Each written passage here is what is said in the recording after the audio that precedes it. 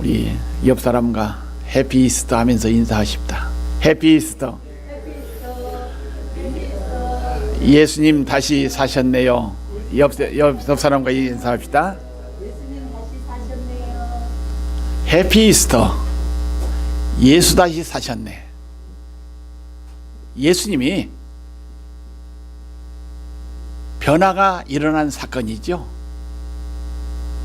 십자가상에서 우리의 죄를 위해서 가진 고난을 당하시고 고초를 당하시고 물과 피 한 방울까지 아끼지 아니하시고 다 우리를 위해서 희생의 제물이 되었습니다. 이게 죽었던 예수님이, 운명하셨던 그 예수님이 무덤에 묻히셨다는 얘기입니다.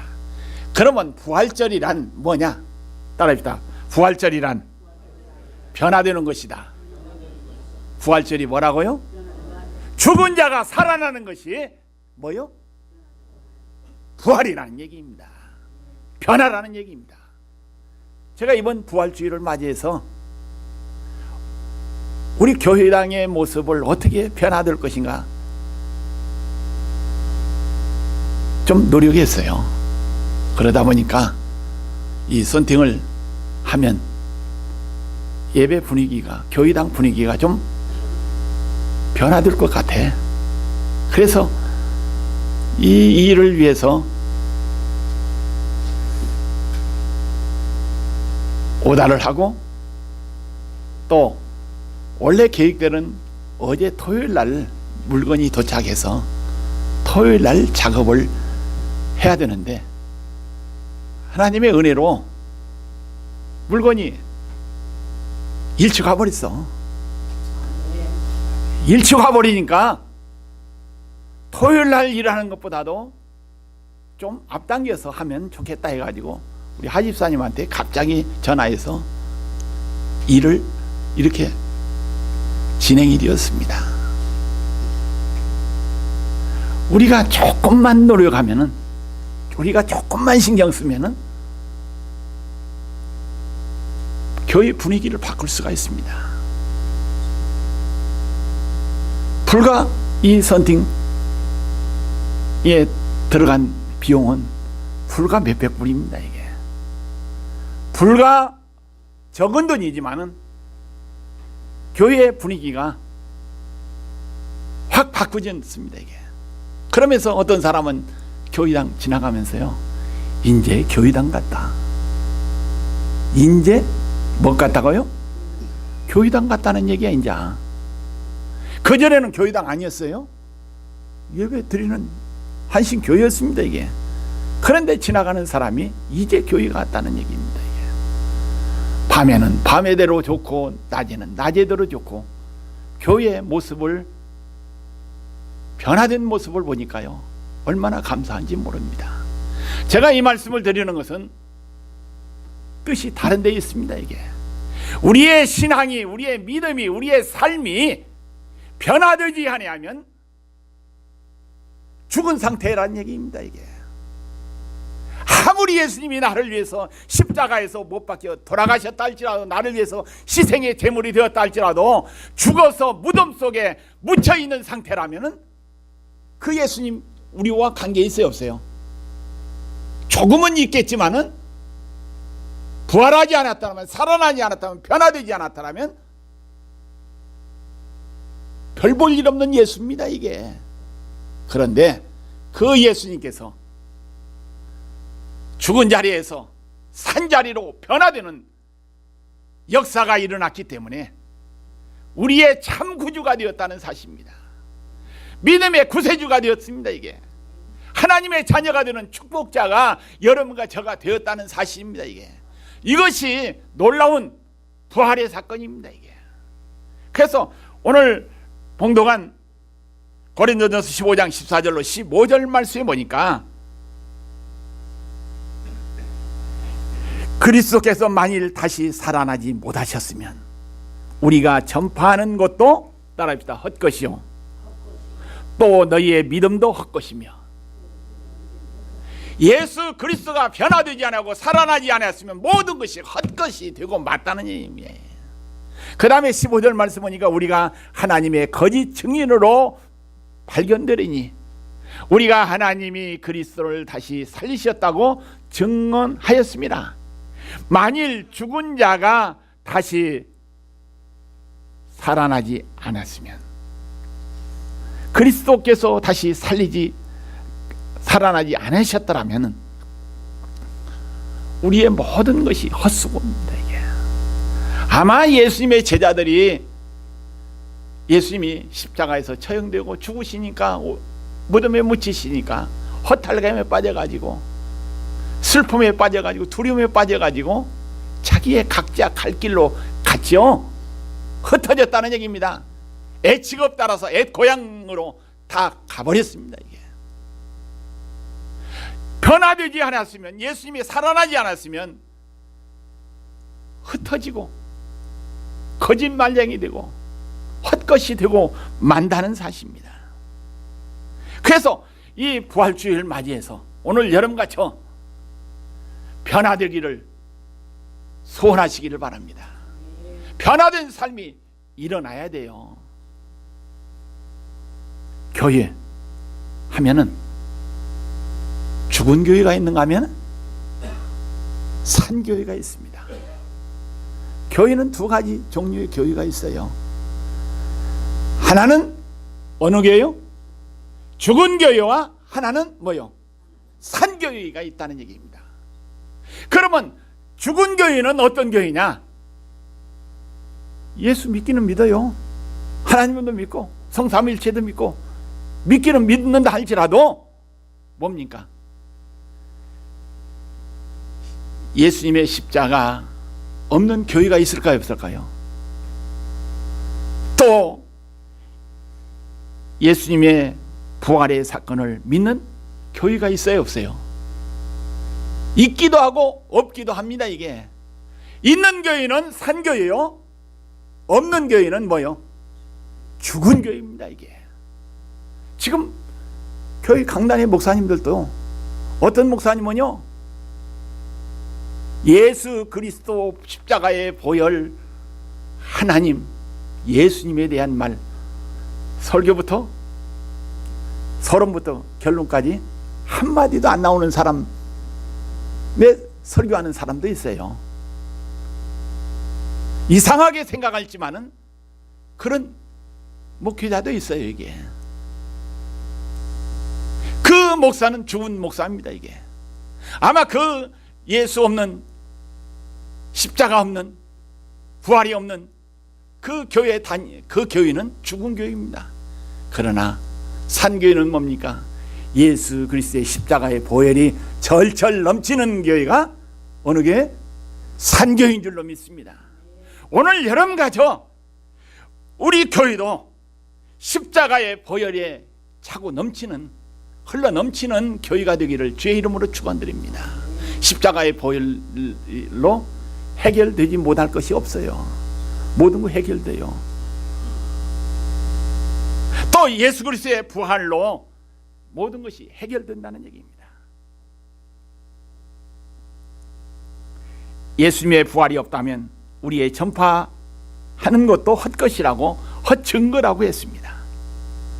사도행전 1장 8절에 보니까 오직 성령이 너희에게 임하시면 너희가 권능을 받고 예루살렘과 온 유다와 사마리아와 땅끝까지 이르러 따르다 내 증인이 되리라 하시니라.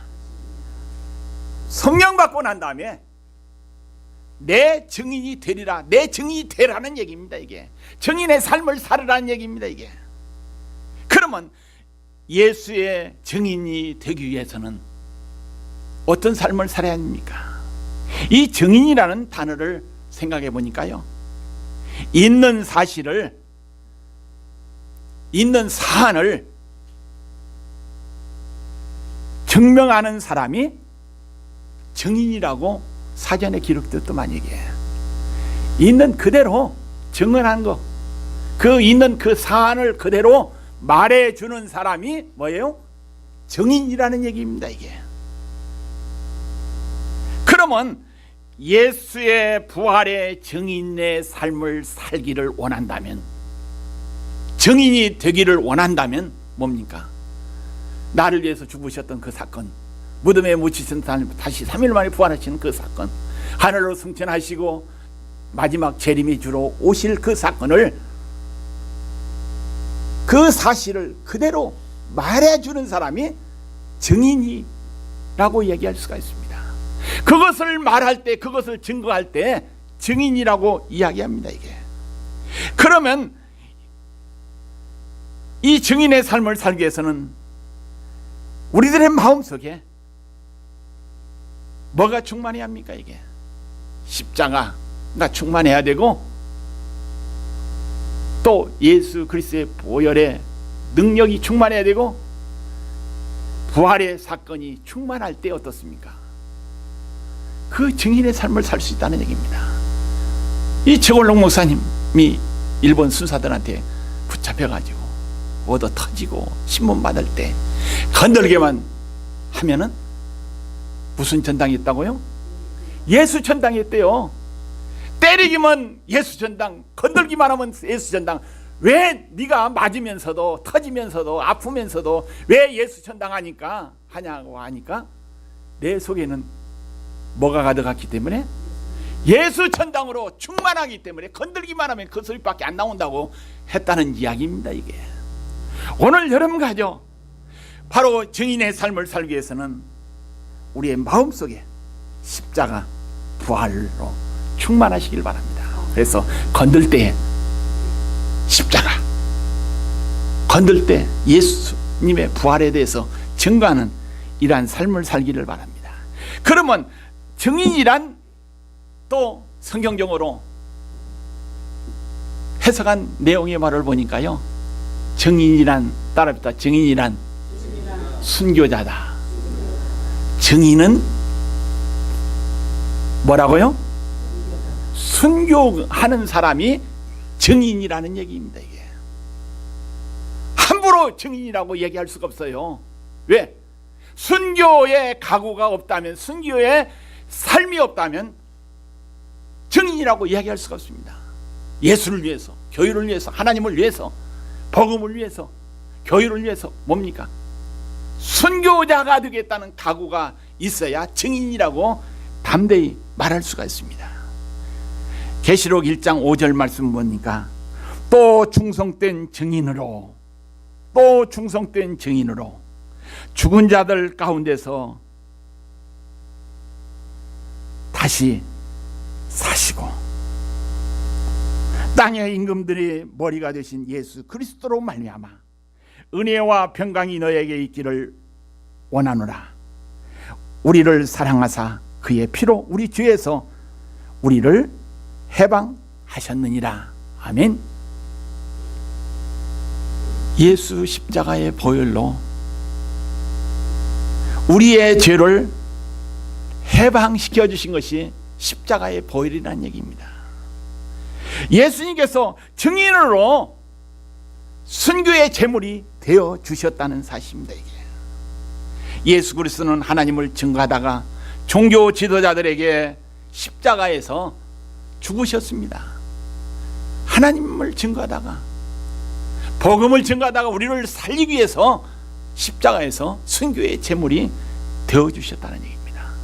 예수 닮기 원합니다, 예수 닮기 원합니다 하면은 예수님처럼 하나님을 위해서 순교의 제물이 되는 것이 예수 닮는 삶입니다. 이게 우리가 입으로만 고백하는 것이 아니라 우리의 삶으로, 생활로 고백하는 신앙이 필요합니다. 이게 예수를 믿는다는 것은 예수 그리스도의 십자가의 죽음의 사실을 믿어야 됩니다. 부활의 사건을 믿어야 믿는다고 이야기할 수가 있습니다. 우리가 주는 그리스도시요 살아계신 하나님의 아들로 예수님을 주로 고백하는 것이, 주인으로 고백하는 것이 예수 믿는 삶입니다. 이게 주인이 원하면, 주인이 기뻐하는 일이라면, 주인이 하기를 원하는 일이라면 그 일에 순종하는 것이 예수를 믿는 신앙인 줄로 분명히 믿습니다. 그래서 예수 믿는다는 것은 우리는 전능하신 하나님, 천지를 창조하신 하나님 아버지를 내 하나님으로 믿어야 해요. 하나님은 창조하신 하나님이다. 나를 창조하셨고 세상을 창조하셨다. 그래서 그분은 능치 못한 일이 없다는 것을 믿어야 됩니다. 이게 하나님은 이것은 하고 하나님은 이것은 못해. 그 하나님으로 믿지, 그런 식으로 믿지 말고 하나님은 전지전능하시고 창조자시고 능력자신 것으로 믿는 부활의 아침이 되기를 주의 이름으로 축원드립니다. 이 예수를 믿는다는 것은 외아들 예수님, 하나님의 외아들이신 예수님, 나를 위해서 이 땅에 오셨고 나를 위해서 십자가에서 죽으셨고 또 나를 위해서 무덤에 못 지셨다가 부활하신 그 사건들을 믿는 것이 예수 믿는 것입니다. 이게. 그래서 십자가의 사건, 죽으심과 부활의 신앙이 나의 신앙으로, 나의 믿음으로 바꿔지는 이 시간이 되기를 주의 이름으로 축원드립니다. 예수님께서 십자가의 죽으심과 부활의 사건을 믿는다는 것은 아무나 믿을 수 없어요. 아무나 믿을 수 없습니다. 이 부활의 사건, 또 여기서 십자가의 사건 아무나 믿을 수 없습니다. 죽은 사람이 살아났다는 거 인간의 이성으로 도저히 이해할 수 없는 일입니다. 이게. 예수님을 3년이나 따라다녔던 의심만은 누구요? 의심만은 누구? 도마. 그가 요한복음 20장 25절 말씀 보니까 이렇게 이야기하고 있습니다. 도마가 이르되 내가 그의 손에 못자국을 보며 내 손가락을 그 손 못자국에 넣으며 내 손을 그 옆구리에 넣어 보지 않고는 따라합시다. 믿지 아니하겠노라. 뭐라겠어요? 만져보고 넣어보고 실제 보지 않고서는 3년 동안 따라다녔던 도마도 예수님을 뭐요? 안 믿는다는 얘기야 이게. 그러면 그 말을 통해서 우리가 생각해 봅시다. 이게 이 믿는다는 것은 엄청난 사건이죠. 오늘 여러분가죠, 예수님 봤어요 안 봤어요? 안 봤습니다. 못 봤습니다.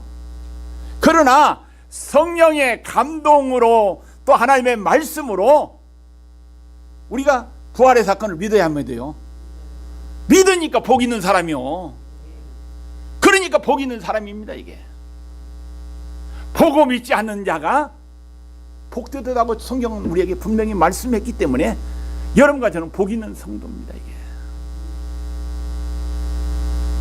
예수께서 이르시되 너는 나를 본고로 믿느냐? 보지 못하고 믿는 자는 복되도다 하시니라. 할렐루야. 이 신앙, 이 믿음, 이 중요합니다. 이게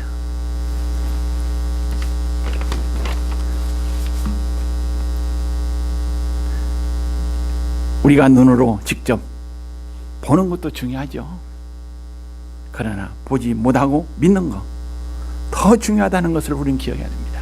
그래서 이 부활의 아침을 맞이해서 이 부활의 사건을 의심 없이 믿고 부활의 주님을 경축하는, 축하하는 이 시간이 되어야 될 줄로 믿습니다.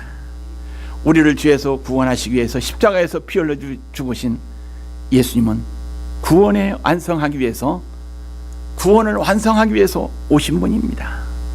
예수님의 죽음은 기절했다가 살아난 것도 아니고 머리에 가시 면류관을 쓰셨습니다. 이 가시 면류관, 우리가 장로님하고 케냐 가서 이 십자가에 있는 가시, 저기 면류관입니다. 이게 심지어 이 가시가요, 자동차 타이어도 빵꾸 나는 가시야. 이게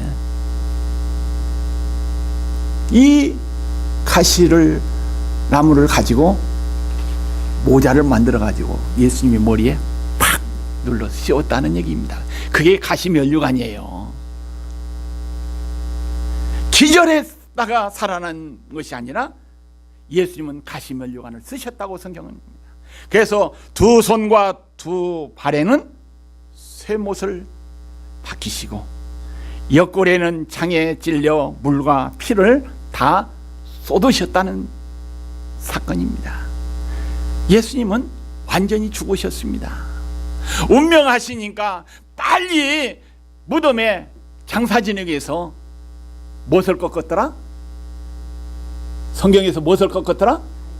다리를 꺾어버려서 왜? 죽었는지 살았는지 확인을 하기 위해서 마지막 죽은 산자를 갖다 넣을 수 없기 때문에 다리를 꺾었다는 얘기입니다.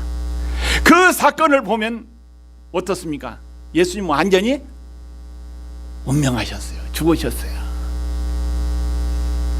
고린도전서 15장 3절로 6절에 보니까 그러나 성경대로 3일 만에 다시 살아나셔서 베드로에게 보이시고 12 제자에게 보이시며 500여 형제에게 보이셨더라.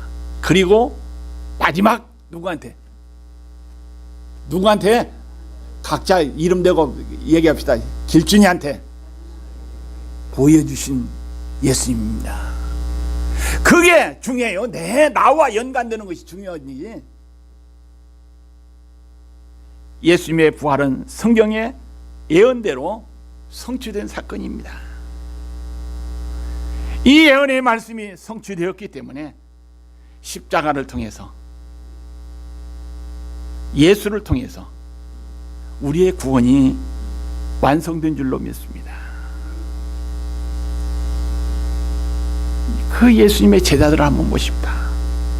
예수님께서 살아계시면서 십자가에서 죽으신다는 사실을 제자들한테 얘기했어요, 안 했어요? 수없이 얘기했죠. 여러 번 얘기했습니다. 내가 십자가에서 못 박혀 죽는다.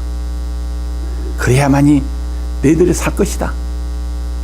수없이 이야기했는데, 다시 살아난다 그 사건도 수없이 얘기했는데 제자들은 믿었어요, 안 믿었어요? 안 믿고 마음에 그 말씀 새겼어요, 안 새겼어요? 안 새겼다는 얘기입니다. 이게 아마 그들이 마음에 새겼고 주님의 말씀을 마음에 새기고 살았더라면 십자가에 못 박혀 돌아가신 거 3일 만에 다시 사실 것이다. 부활의 주님으로 다시 살아날 것이다. 변화될 것이라고 믿었으면 공포, 두려움, 염려, 근심, 갈대로 다 흩어졌을까요? 안 흩어졌을 거예요. 그들의 마음에 새기지 않았던 제자들에게 두려움, 공포가 있었다는 얘기입니다.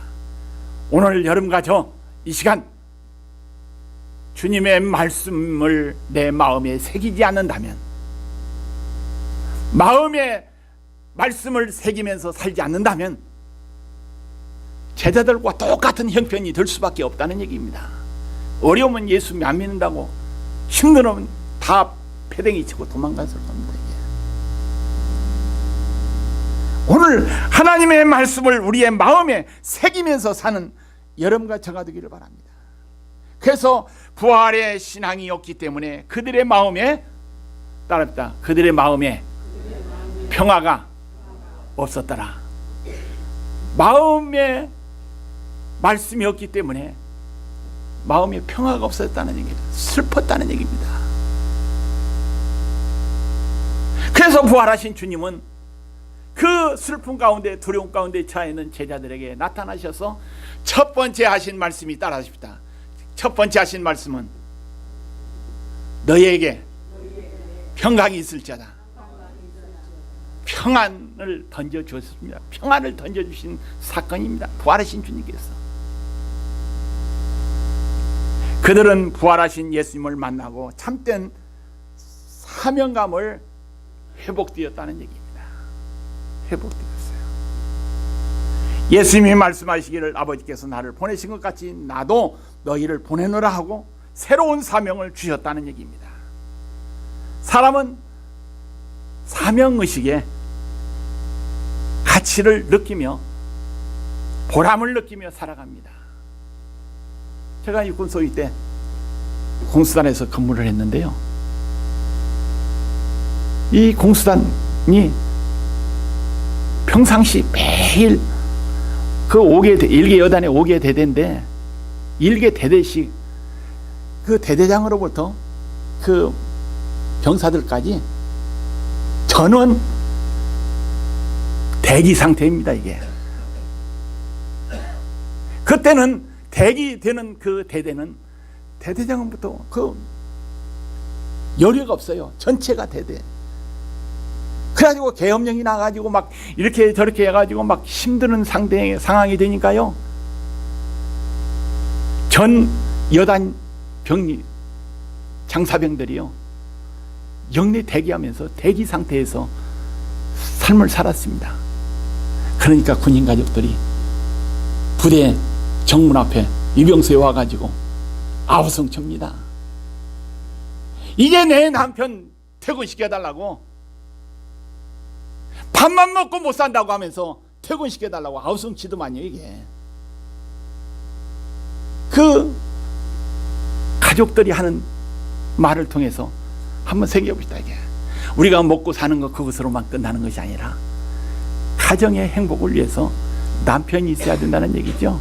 그래서 남편을 집으로 보내달라고 여단장에게 막 항의하는 내용입니다. 이 말을 다시 우리 신앙적으로 믿음적으로 바꿔서 생각한다면 우리가 사명을 위해서, 예수의 증인의 사명을 위해서 살아가는 것이 영적인 행복이라고 바꿔서 이야기할 수가 있습니다. 그래서 여러분 가족 그리스도인으로서 행복자가 되기 위해서는 무엇을 위해서요? 사명을 위해서 살아가야 돼. 예수를 위해서 증인으로서 선교자의 삶을 살아가는 것이 참된 사명자의 길인 줄로 분명히 믿습니다. 그래서 사명을 위해서 살다가 사명을 위해서 죽는다는 거 참으로 보람된 삶인 줄로 분명히 믿습니다. 그래서 가정과 교회적으로, 사업적으로, 국가적으로 인류에 대한 사명감이 투철해야 합니다. 이게 이 사명감이 있는 사람이 돼야 됩니다. 이게 사명감이 있는 사람은 뭡니까? 용감한 사람입니다. 사명의 사람은 언제나 활력이 있습니다. 이 사명의 사람은 진지하게 또 성실하게 자기의 일을 잘해 나가는 사람입니다. 오늘 여러분 가족 예수님을 만나고 참된 사명자의 길을 걸어가 마지막 하나님 앞에 서는 날 잘했다 칭찬받는 한신교회 성도가 되기를 주의 이름으로 축원드립니다. 부활하신 예수님을 만나고 난 다음에 제자들은 성령 받았습니다. 성령 받으니까 변화가 되어가지고 바로에서 무서워서 떨었던 그들이 담대하게 예수님을 위해서 목숨을 내놓으면서 사명의 길을 걸어갔다고 성경은 분명히 말씀하고 있습니다. 성령을 받아서 사랑과 희락과 화평과 인내와 자비와 양성과 충성과 온유와 절제와 열매를 맺는 우리가 되어야 될 줄로 믿습니다. 이제 제자들은 평안을 얻었습니다. 또 사명을 회복했습니다. 또 성령을 받았습니다. 성령 받기 전에는, 평안 얻기 전에는, 사명 받기 전에는 무서워서 집에 문을 잠궜다고 성경은 이야기합니다. 문을 걷어 잠궜습니다. 문을 열고 이들은 성령 받고 난 다음에 부활의 증인으로 나가게 된 줄로 믿습니다. 고행했어요. 밖으로 나갔습니다. 이게 우리가 예수를 위해서 죽는 삶, 이게 순교죠. 이게 부활의 증인으로서 사는 삶, 이게 순교의 길입니다. 이게 증인의 삶입니다. 이 부활의 사건 우리가 시간 있을 때마다, 기회 있을 때마다 담대하게 전하는 우리의 삶이 되어야 될 줄로 분명히 믿습니다. 잠언 24장 16절에 보니까 대저 의인은 7번 넘어질지라도 다시 일어나느니와 악인은 재앙으로 말미암아 엎드러지느니라. 예수를 통해서, 예수의 십자가의 보혈을 통해서 의인은 여러분 같죠. 7번이 아니라 100번이라 넘어진다 할지라도 우리 의인은 뭐 한다고요? 일어나는 축복이 우리에게 주어진다는 말씀입니다. 이게 은혜가 임한다는 말씀입니다. 이게 그러나 악인은 뭐요? 한번 넘어지면 그냥 끝이라는 얘기예요. 그래서 여러분 가죠, 의인이 되어서 오뚜기처럼 계속 일어나는 뭐가 돼요? 축복자가 되기를 예수의 이름으로 축원드립니다. 시편 37편 24절에 보니까 그는 넘어지나 아주 넘어지지 아니함은 여호와께서 따라합니다. 그의 손으로 붙드십니다. 아멘. 넘어지나 엎드러지나 영원히 넘어지지 않는 것은 누가 붙들어 주시오? 여호와 하나님께서 붙들어 주심이라 하는 얘기입니다. 부활의 주님께서 우리가 증인의 삶을 산다면, 선교자의 길을 걷는다면, 하나님의 영광을 위해서 살아간다면 늘 붙들어 주신 줄로 분명히 믿습니다. 하나님의 붙드심을 받는 성도가 되기를, 여러분과 저가 되기를 주의 이름으로 축원드립니다. 그럴 때 어떻습니까? 부활의 축복이 우리에게 임하는 줄로 분명히 믿습니다. 예수께서 이르시되 나는 부활이요 생명이니 나를 믿는 자는 죽어도 살겠고 무릇 살아서 나를 믿는 자는 영원히 죽지 아니하느니 이것을 네가 믿느냐 하면, 우리가 믿는 것이 중요해요. 이 허든승강에 아무리 좋은 음료수가 흘러내려간다 할지라도 목마른 사람이 그 음료수를 마셔야만이 그 목마름과 갈증이 해소되죠.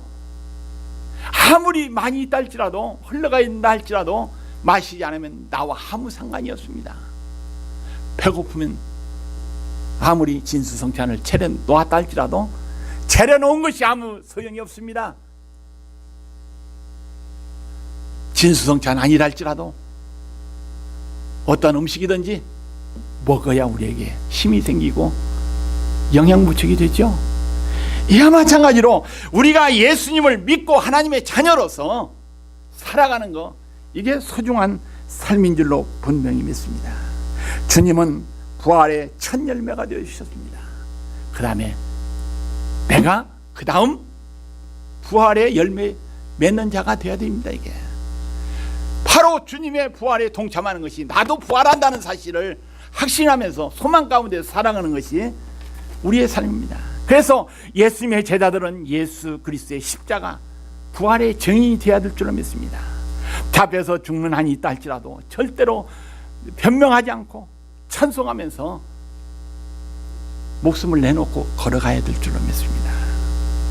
죽어도 산다는 확신이 있기 때문에 죽는 것이 아무 두려움이 없다는 얘기입니다.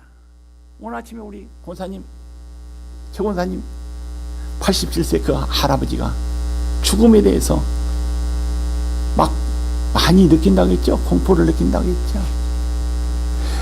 그분도 집사님이래요. 교회 생활도 오래만에 했더래요.